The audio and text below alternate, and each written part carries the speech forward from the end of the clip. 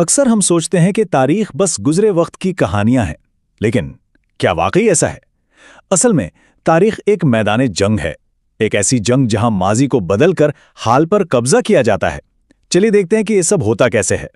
तो एक सवाल, अगर तारीख हकायक पर मबनी है तो फिर ये बार बार बदलती क्यों रहती है?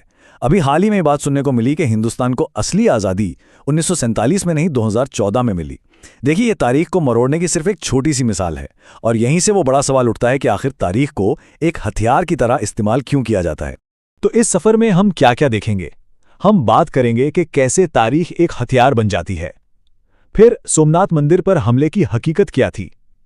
2 बादशाहों और एक तख्त की कहानी। अंग्रेजों ने आकर क्या बदला? और हां, औरंगजेब की पेचीदा शख्सियत। ये सब समझकर हम एक मौर्रिख यानी हिस्टोरियन की तरह सोचना सीखेंगे। तो शुरू करते हैं पहले हिस्से से, तारीख एक हथियार के तौर पर। देखिए, तारीख को समझने के लिए सिर्फ किस्से कहानियां सुन लेना काफी नहीं होता। असल काम तो इन कहानियों के पीछे छुपे मकसद को मंतिक यानी लॉजिक से समझना है। ये जो पूरा तज्जिया है, ये प्रोफेसर राम पनियानी के काम पर मबनी है, और इसके जरिए हम ये समझेंगे कि कैसे गुजरे हुए वाकयात को आज के दौर में नफरत फैलाने और ख़ास सियासी एजेंडों को आगे बढ़ाने के लिए इस्तेमाल किया जाता है। अब आते हैं अपने दूसरे हिस्से पर, सोमनाथ मंदिर पर हमला। एक ऐसा वाकया है जिसे अक्सर फ़िरका वाराना नफरत की बुनियाद बनाकर पेश किया जाता है, लेकिन सवाल ये है कि इस हमले का असल मकसद क्या था, मज़हब या दौलत? देखिए, सोमनाथ की कहानी के 2 रुख हैं। एक मशहूर कहानी यह है कि ये एक मजहबी जंग थी, हिंदू बुतों को तोड़ने के लिए, जबकि दूसरा तज्जिया कहता है कि नहीं, ये तो एक फौजी हमला था जिसकी वजह वहां मौजूद बेपनाह दौलत थी। यहां एक बहुत सीधा सा लॉजिकल सवाल बनता है, अगर मकसद सिर्फ बुत शिकनी था तो वस्ती एशिया से इतना लंबा सफर करके सोमनाथ ही क्यों? रास्ते में तो और भी सैकड़ों मंदिर आते थे। तो फिर असल वजह क्या थी? ये दौलत। इस वक्त के हिसाब से मंदिर में करीब 20,000 सोने के दिनार के बराबर की दौलत थी। इतनी ज्यादा दौलत, यही असल कशिश थी, मजहब नहीं। और इससे भी ज्यादा हैरान करने वाली बात पता है क्या है? महमूद गजनवी की फौज में कुल 12 जर्नैल थे, जिनमें से 5 हिंदू थे। अब यह हकीकत इस पूरी कहानी को चैलेंज करती है कि यह जंग सिर्फ मजहब के नाम पर थी। चलिए अब तीसरे हिस्से की तरफ बढ़ते हैं। 2 बादशाह, एक तख्त। अब हम उन मशहूर जंगों को देखते हैं जिन्हें अक्सर मजहबी रंग दे दिया जाता है। हल्दी घाटी की मशहूर जंग तो सबने सुनी होगी। इसमें मुगल फौज को कौन लीड कर रहा था? अकबर के सबसे काबिल एतमाद जर्नैल राजा मान सिंह, जो एक हिंदू थे। और दूसरी तरफ कौन था? राणा प्रताप। उनकी फौज के एक बहुत अहम जर्नैल थे हकीम खानसूर, जो एक मुसलमान थे। तो देखा, एक तरफ हिंदू जर्नैल, दूसरी तरफ मुसलमान जर्नैल।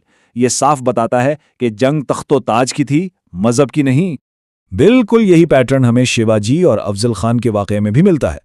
शिवाजी को बचाने वाला उनका मुहाफिज एक मुसलमान और रुस्तम-ए-जमा, और अफजल खान का सेक्रेटरी एक हिंदू, कृष्णाजी कुलकर्णी।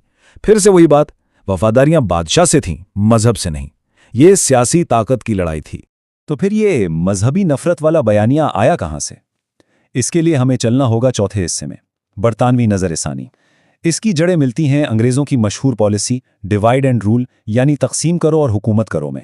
हुआ ये कि 1857 की जंग आज़ादी में हिंदुओं और मुसलमानों ने मिलकर अंग्रेज़ों के खिलाफ ऐसी बगावत की कि ब्रितानवी राज की बुनियादें हिल गईं।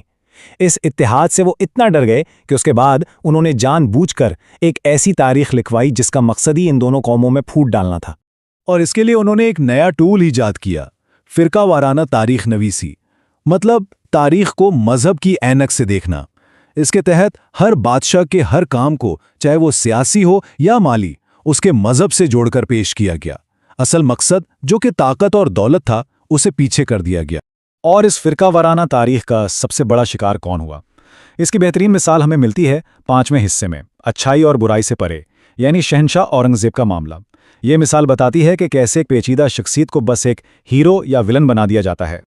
आप देखिए, एक तरफ औरंगजेब को एक जुनूनी हिंदू मुखालिफ जालिम बादशाह कहा जाता है, तो दूसरी तरफ उन्हें एक परहेजगार अजीम मुसलमानों को हुक्मरान माना जाता है। ये दोनों एक्सट्रीम तस्वीरें ये इसी फ़िरका वाराना तारीख नवीसी की पैदावार हैं। तो फिर हकीकत क्या है? हकीकत इन दोनों के बीच में कहीं है।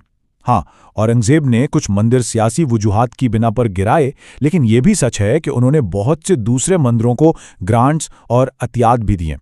और एक और अहम बात, दौलत के लिए मंदिरों को लूटना सिर्फ मुसलमान बादशाहों का काम नहीं था, तारीख में हिंदू राजे भी ऐसा करते आए थे। तो अब आते हैं अपने आखिरी हिस्से पर, एक मौरिख की तरह सोचना। इस पूरी बहस से हमें क्या सबक मिलता है?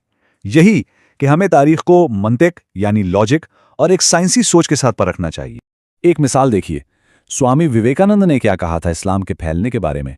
उनके मुताबिक इस्लाम तलवार के जोर पर नहीं फैला, बल्कि जात पात के निज़ाम के जुल्म से तंग आए हुए लोगों ने बराबरी की उम्मीद में उसे कबूल किया। ये तलवार वाली थ्योरी को कितना बड़ा चैलेंज है। तो चलिए सब कुछ आखिर में समेटते हैं। अहम नुकात क्या है? पहला, बादशाह बुनियादी तौर पर ताकत और दौलत के लिए हुकूमत करते थे, मजहब के लिए नहीं। दूसरा, तारीख को हमेशा मंतिक और सबूत की कसौटी पर परखना जरूरी है। तीसरा, ये जो फिरका वाराना तारीख नवीसी है, ये एक सियासी हथकंडा था। और चौथा, एक साइंसी मिजाज यानी साइंसी सोच ही हमें नफरत फैलाने वाली कहानियों से बचा सकती है। और आखिर में एक सवाल जिसके साथ हम इस गुफ्तगू को ख़त्म करते हैं। कहते हैं कि तारीख हमेशा जीतने वाले लिखते हैं, तो फिर सवाल यह है कि इसका आखिरी हतमी मसवदा कौन लिखेगा?